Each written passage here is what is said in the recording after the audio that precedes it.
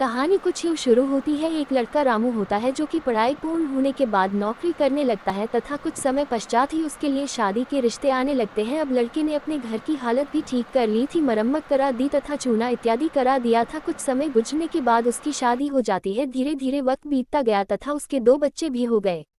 अब जो घर था वह दोबारा मरम्मत मांगने लगा था, लेकिन इस बार रामू सोचता है कुछ नया करा जाए। घर पर चूने की जगह कलर कराया जाए, जो कि चूने से महंगा होता है। जो रुपए उसने काफी दिनों से बचा रखे थे घर को कलर कराने में लगा देता है। धीरे धीरे वक्त बीतता रहता है। जो 2 बच्चे थे वह भी बड़े हो गए थे, परंतु अब रामू सोचता है नए वक्त के साथ उसे नया घर बनाना चाहिए। अब जो कुछ रुपया उसने बचा रखे थे उससे वह घर बनवा लेता है। कुछ समय ही बीतता है कि वह अपने किसी रिश्तेदार के घर जाता है। वह देखता है कि घर में उसके दीवारों पर कलर की जगह टाइल्स तथा फ्लोर पर पत्थर लगा होता है। अब यह देखकर उसके मन में फिर से कुछ नया करने विचार आता है। अपने घर लौट आने के बाद वह अपने घर फिर से मरम्मत कार्य करवाता है, पत्थर टाइल्स आदि सब कुछ नया लगवा देता है। परंतु इतना सब कुछ करने के बाद उसके पास ने तो धन बचता है तथा उसकी उम्र भी नौकरी से रिटायरमेंट की आ चुकी थी। बच्चे जवान हो चुके थे। कुछ समय बाद ही रामू की तबीयत इतनी खराब हो जाती है कि उसका बचना मुश्किल हो जाता है। जो कुछ रुपया बचा हुआ था घर में वह अब रामू की बीमारी में लग जाता है। अब रामू अपने अंतिम दिन में सोचता है कि उसने कितनी बड़ी मूर्खता करी है अपने जीवन में। कुछ